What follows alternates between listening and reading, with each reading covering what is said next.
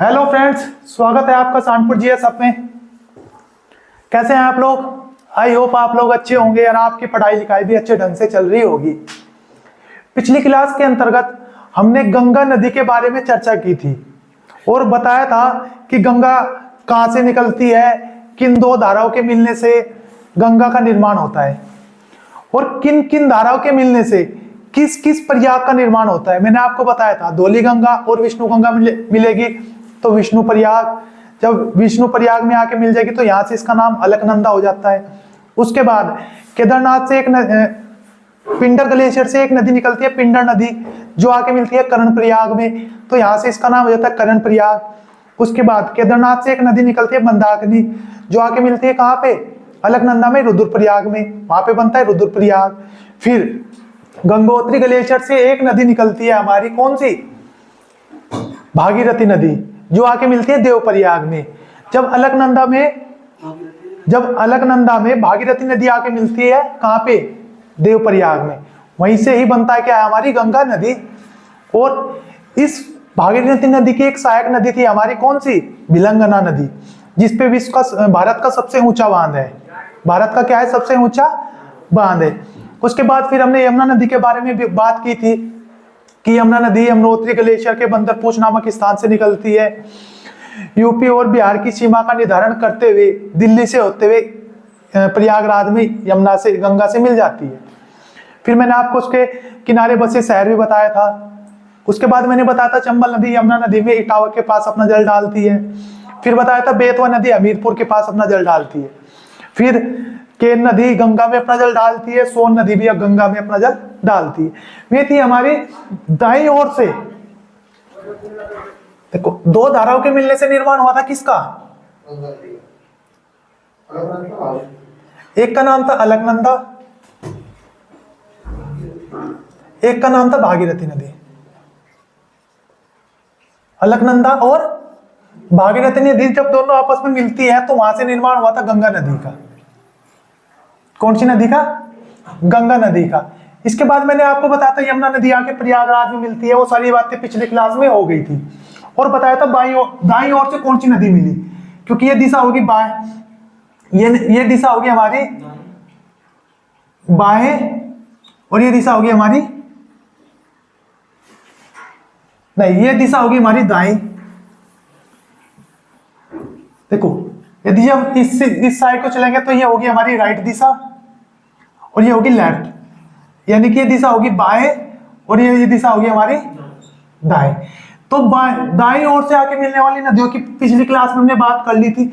आज हम बात करेंगे बाईं ओर से आके गंगा में कौन कौन सी नदी आके मिलती है। किधर से? बाईं ओर से। मैंने आपको बताया था गंगा नदी यूपी में कहां से प्रवेश करती है? बिजनौर जिले से। कहां से गंगा नदी प्रवेश करती है? बिजनौर जिले से। उत्तराखंड में एक हिमालय पर एक जगह है जिसको बोलते हैं कुमाऊं हिमालय। कौन सी जगह पड़ती है? उत्तराखंड में ही पड़ता है हमारा कुमाऊं हिमालय। कहां पे हमारा? उत्तराखंड में। इस कुमाऊं हिमालय से एक नदी निकलती है जिसका नाम है हमारा क्या? रामगंगा। कुमाऊं हिमालय से हमारी एक नदी निकलती है जिसका नाम है रामगंगा। कौन सी नदी है? रामगंगा। ये नदी कौन सी होगी हमारी? रामगंगा नदी। तो रामगंगा नदी कहां से निकली? कुमाऊं हिमालय से निकली। देखो मैप से ही याद हो जाएगा। रामगंगा नदी कहां से निकली? कुमाऊं हिमालय से निकली, यानी कि उत्तराखंड से निकली और उत्तर प्रदेश में जाके अपना जल डाल दिया। किस नदी में? ये जो गंगा नदी में आके मिलती है, इस जगह का नाम है हमारा क्या? या तो आपको देखने को मिलेगा कन्नौज, या मिलेगा हरदोई।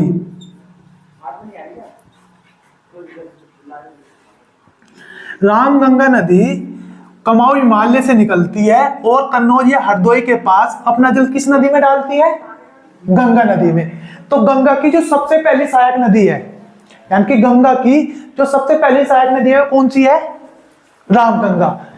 इस रामगंगा नदी के किनारे एक शहर स्थित है जिसका नाम है बरेली। पूछेगा आपसे कि बरेली किस नदी के किनारे स्थित है, तो किस नदी किनारे है? देखो उसमें 4 पॉइंट है। रामगंगा कहां से निकली? कुमाऊं हिमालय से। कहां पे जाके अपना जल डाला? गंगा नदी में। दूसरा पॉइंट। तीसरा पॉइंट, गंगा नदी में किस राज्य में जल डालती है? उत्तर प्रदेश में। उत्तर प्रदेश के भी किसी स्थान पर, या तो कन्नौज या हरदोई में, क्या करती है? अपना जल किस में डालती है? गंगा नदी पे अपना जल डालती है। फिर इसके बाद पूछेगा कि बरेली किस नदी के किनारे स्थित है हमारा, तो रामगंगा के किनारे स्थित हमारा बरेली। और कन्नौज के बारे में तो आपको पता ही होगा, इत्र नगरी बोलते हैं कन्नौज को। क्या बोलते हैं? इत्र नगरी या खुशबू का शहर। खुशबू का शहर किसे बोलते हैं? कन्नौज या इत्र नगरी, क्योंकि सबसे अच्छा इत्र कहां बनाया जाता है? हमारा कन्नौज में। इसके बाद उत्तर प्रदेश का एक जिला है पीलीभीत जिला। उत्तर प्रदेश का एक जिला है, कौन सा? पीलीभीत जिला।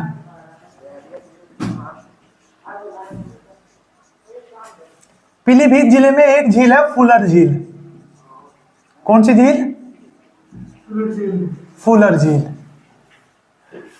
इस फुलर झील से एक नदी निकलती है जिसका नाम क्या है? गोमती। फुलर झील से एक नदी निकलती है हमारी जिसका नाम है हमारा गोमती नदी। कौन सी नदी फुलर झील से निकली हमारी? गोमती नदी। पूछेगा गोमती नदी कहां से निकलती है? फुलर झील। किस जिले से निकलती है? पीलीभीत जिले से निकलती है। कौन सी? गोमती नदी। और किसकी सहायक नदी है? गंगा की दूसरी सहायक नदी गोमती। इसके किनारे कुछ शहर स्थित है हमारे गोमती के, जो पूछे भी जाते हैं, जैसे लखनऊ। कौन सा शहर है? पहला लखनऊ, दूसरा है जौनपुर, और तीसरा शहर है सुल्तानपुर।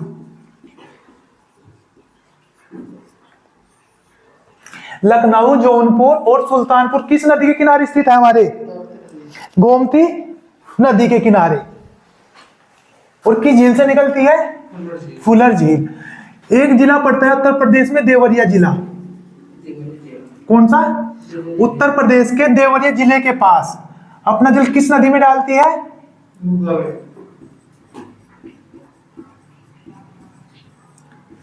देवरिया जिले के पास गंगा नदी में अपना जल डालती है। देखो, एक तो गंगा की सहायक नदी होगी रामगंगा, एक होगी कौन सी? गोमती। उसके बाद एक देश सुना होगा आपने, पता ही है आपको, नेपाल। कौन सा? नेपाल। एक देश है, भारत का पड़ोसी देश है, कौन सा? नेपाल। नेपाल से एक नदी निकलती है हमारी, कौन सी? घाघरा नदी। घाघरा, हाँ। नेपाल से एक नदी निकलती है घाघरा नदी, जो अपना जल डालती है डायरेक्टली आके किसमें? गंगा में। तो घाघरा नदी कहां से निकली? घाघरा नदी निकली हमारी नेपाल से। इस घाघरा नदी में एक नदी और आके मिलती है हमारी, जिसका नाम है राप्ती नदी। राप्ती नदी। कौन सी नदी है हमारी? नेपाल से एक नदी निकली घाघरा नदी, जिसने अपना जल डाला गंगा में। और नेपाल से ही एक नदी और निकलती है जिसका नाम है राप्ती नदी। इस राप्ती नदी के किनारे स्थित है हमारा गोरखपुर। पूछा हुआ क्वेश्चन है कि गोरखपुर किस नदी के किनारे स्थित है, तो गोरखपुर किस नदी के किनारे स्थित है हमारा? राप्ती नदी के किनारे कौन स्थित है हमारा? गोरखपुर।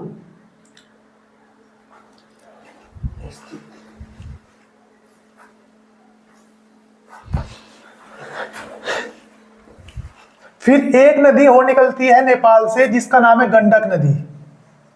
कहां से निकली? नेपाल से एक नदी और निकली, गंडक नदी, जो नेपाल से निकलने के बाद उत्तर प्रदेश और बिहार की सीमा पर बहती हुई कहां चली जाती है? बिहार में। बिहार का एक जिला है सोनपुर।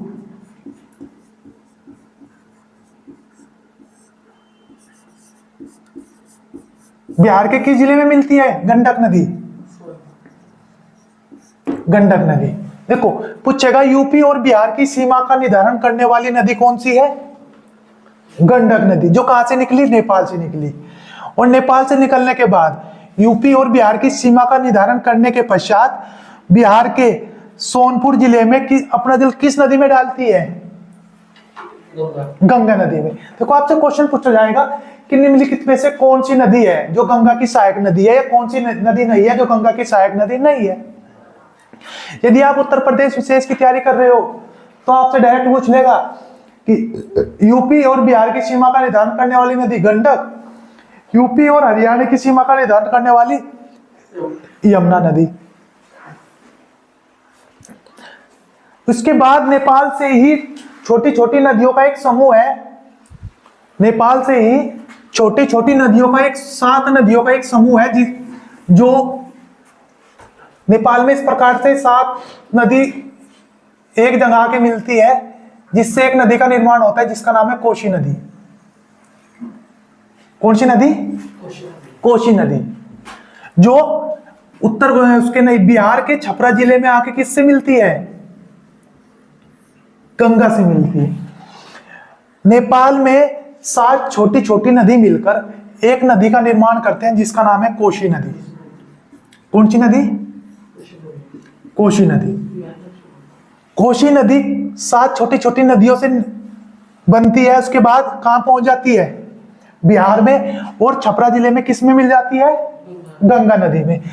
देखो जब 7 नदियां एक नदी में जल डाल लेंगी तो जब जल आगे बढ़ेगा तो वो किसी ना किसी राज्य में तबाही उठाएगा। जब ये कोशी नदी में ये 7 नदी एक बार जल डालती है इस नदी में, तो इस नदी के कारण क्या होता है? बिहार में बाढ़ जैसी स्थिति उत्पन्न होती है। इस कोशी नदी के कारण ही बिहार में क्या आती है? बाढ़ आती है। इसलिए कोशी नदी को कहते हैं बिहार का शोक। क्या कहते हैं? बिहार का शोक। किस नदी को कहते हैं हम? किस नदी को कहते हैं? कोशी नदी को, जो किसकी सहायक नदी है? हमारी गंगा की सहायक नदी है। कौन सी? कोशी नदी। फिर हमें पता पश्चिम बंगाल में एक पहाड़ी है जिसका नाम है दार्जिलिंग की पहाड़ी। कौन सी पहाड़ी है पश्चिम बंगाल में? दार्जिलिंग की पहाड़ी।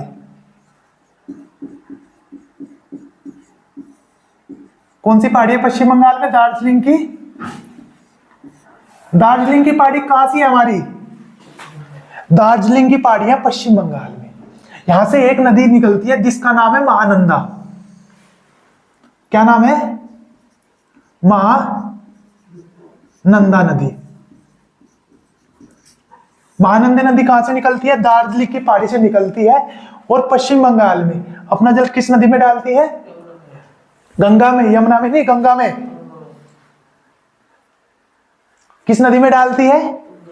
यमुना में, गंगा में। ठीक, ये थी गंगा में बाईं ओर से आके मिलने वाली नदी। कौन सी नदी?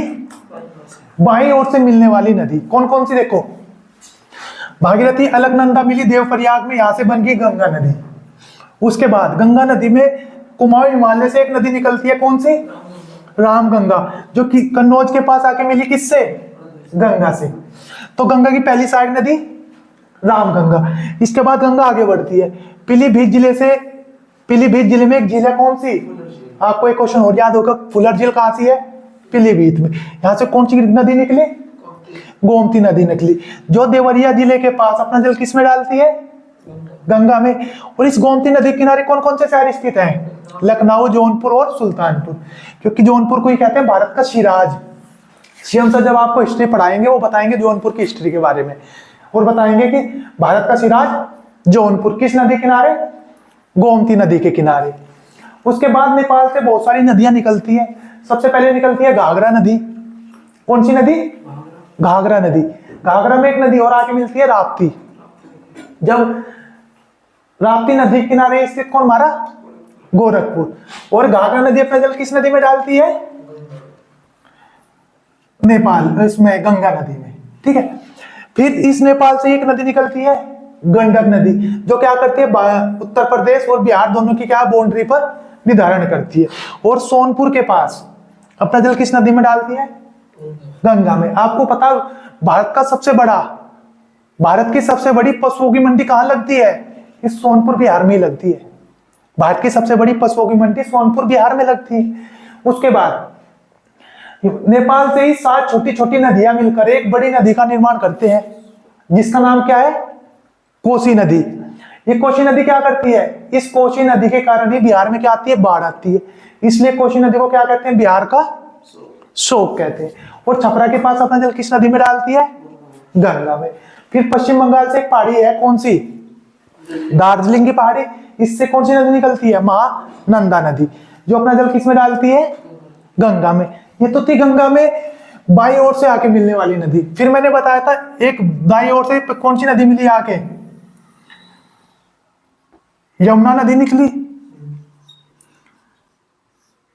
गंगा की पहली सहायक नदी रामगंगा, गंगा की सबसे बड़ी सहायक नदी, गंगा की अंतिम सहायक नदी महानंदा।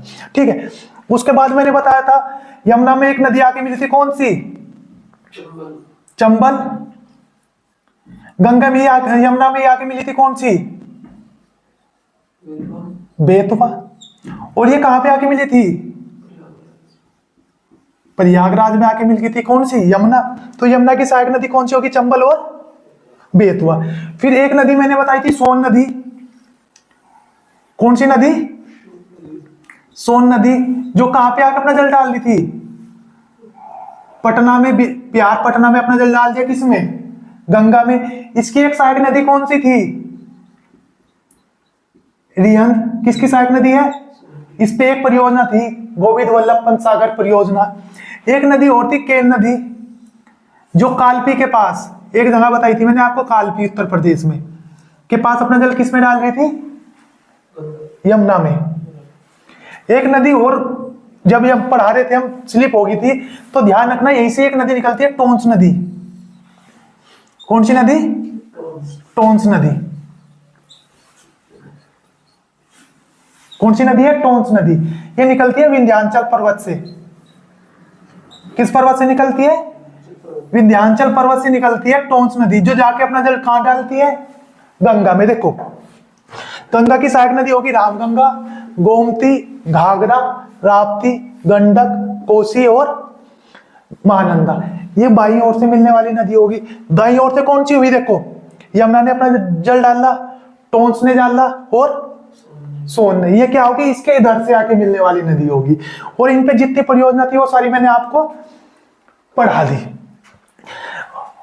जब ये गंगा नदी बांग्लादेश में चली जाती है तो उसका नाम क्या हो जाता है? पद्मा। क्या नाम हो जाता है इसका?